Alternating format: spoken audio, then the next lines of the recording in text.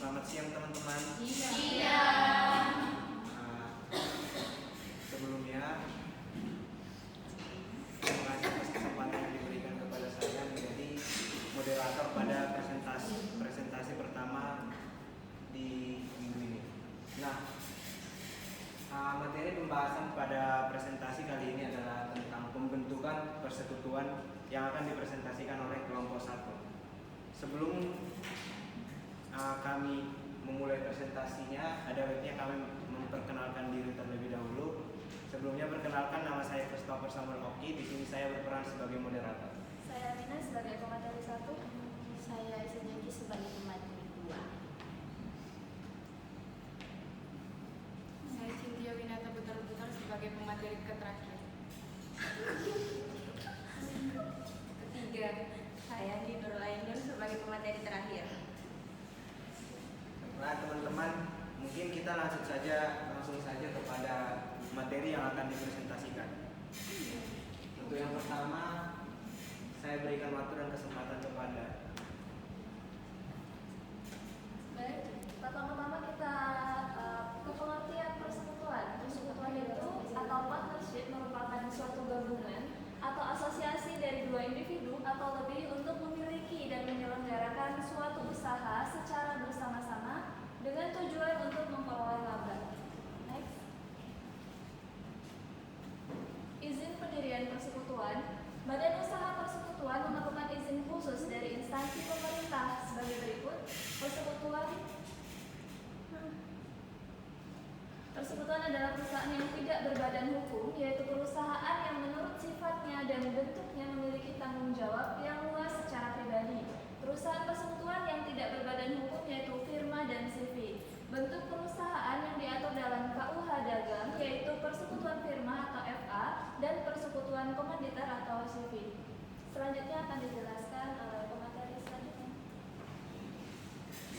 Selanjutnya ada unsur pokok persekutuan. Yang pertama adalah gabungan atau asosiasi para sekutu.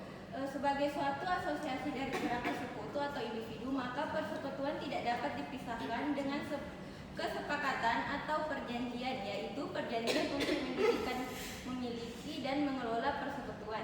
Yang kedua adalah pemilikan dan pengelolaan bersama.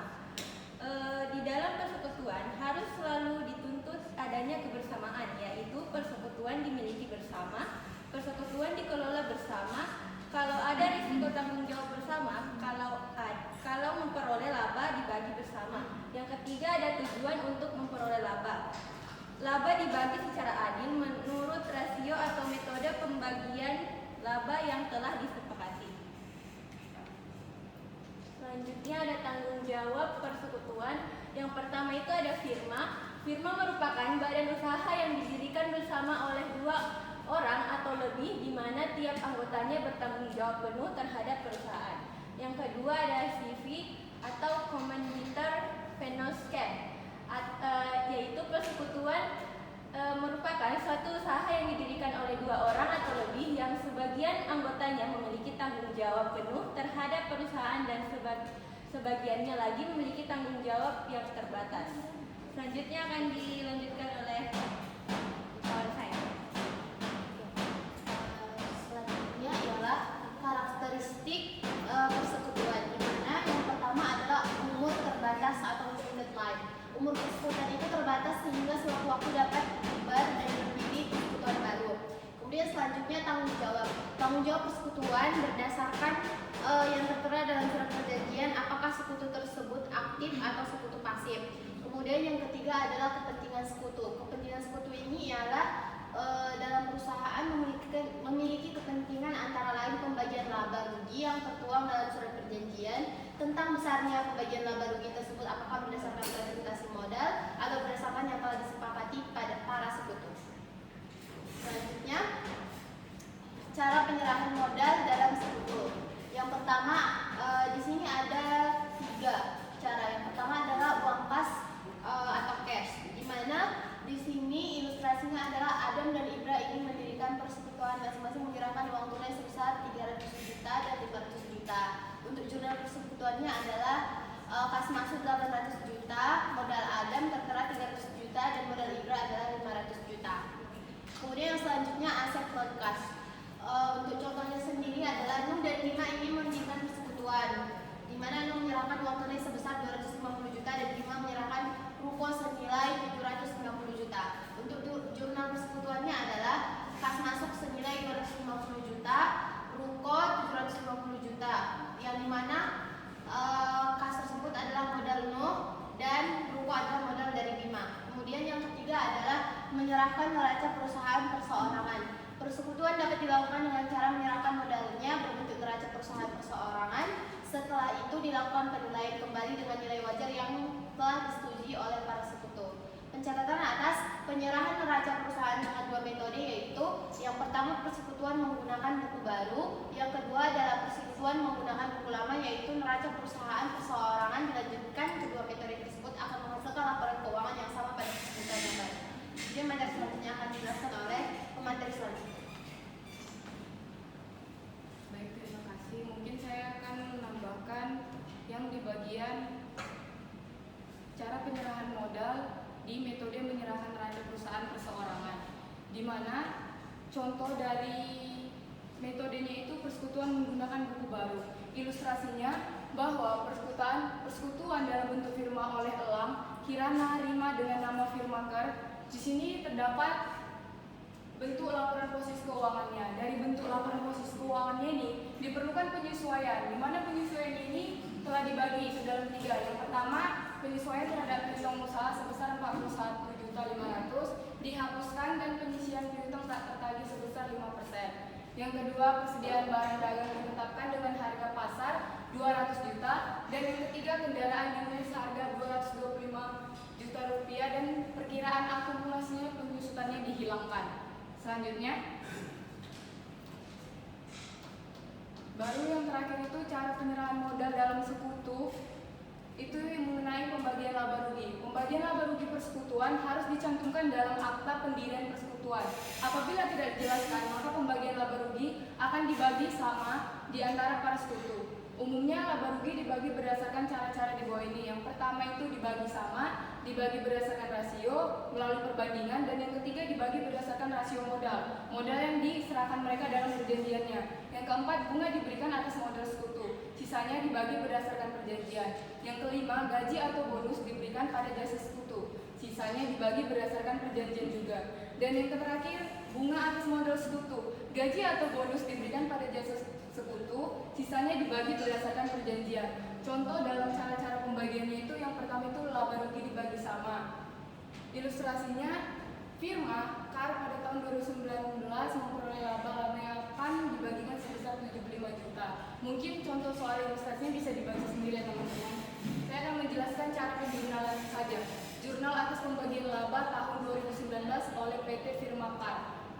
Iktisar laba rugi di debit sebesar 75 juta, modal Citra sebesar 25 juta di kredit, modal Angel sebesar 25 juta juga di kredit, dan modal Resi sebesar 25 juta juga di kredit.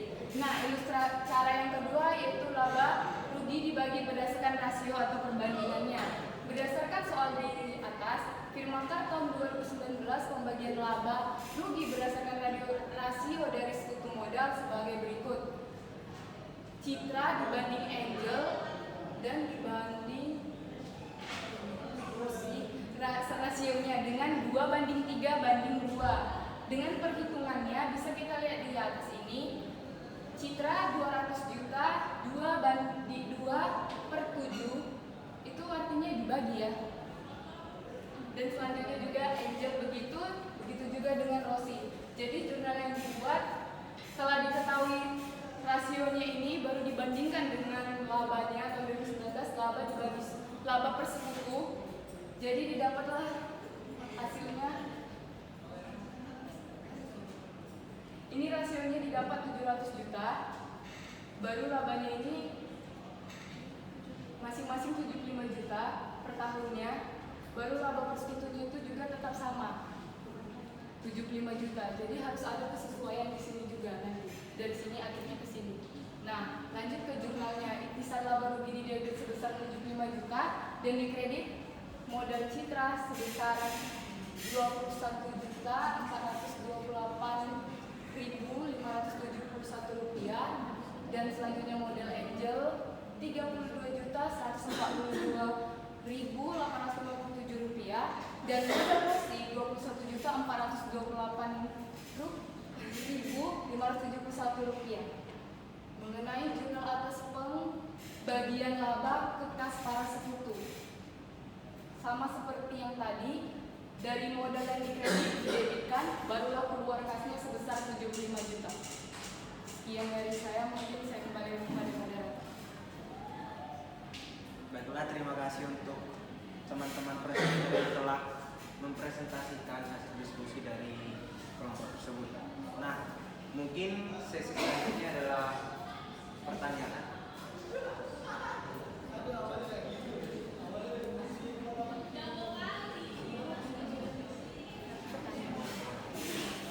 Jadi dari kelompok 1 mengatakan kalau untuk pertanyaannya itu semua kelompok bisa bertanya. Jadi untuk sesi tanya jawab saya buka.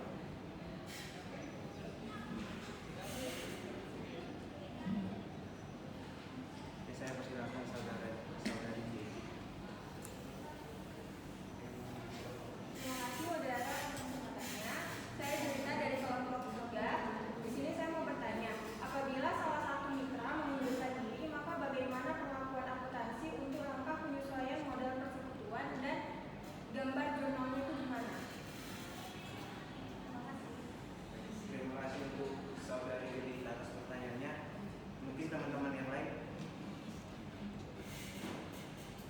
Saya persilahkan saudara Ibnu. Baik, terima kasih moderator. Maka saya itu dari kelompok 3. Tanya saya adalah mengapa dalam akuntansi persekutuan perhitungan modal akhir sekutu menjadi sangat penting dalam penentuan laba rugi yang dibagikan.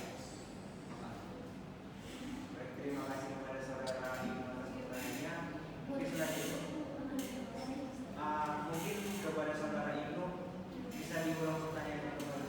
Mengapa dalam akuntansi persekutuan perhitungan modal akhir sekutu menjadi sangat penting dalam penentuan laba rugi yang dibagikan?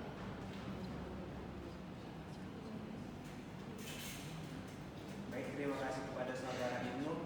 Mungkin pertanyaan selanjutnya kepada saudari Anissa, saya persilakan. Oke, perkenalkan saya Anissa dari kelompok 2. Izin bertanya, jika seandainya sekutu ini hanya menyumbangkan jasa tanpa modal uang atau aset, itu kira-kira bagaimana cara pembagian labanya bisa tetap dianggap adil? Baik, terima kasih kepada saudari Anissa atas pertanyaannya. Mungkin dari kelompok 1 untuk mengkeep dulu untuk pertanyaan ini. Nanti akan dibuka kembali sesi kedua untuk pertanyaan berikutnya. Jadi kepada teman-teman semua saya mohon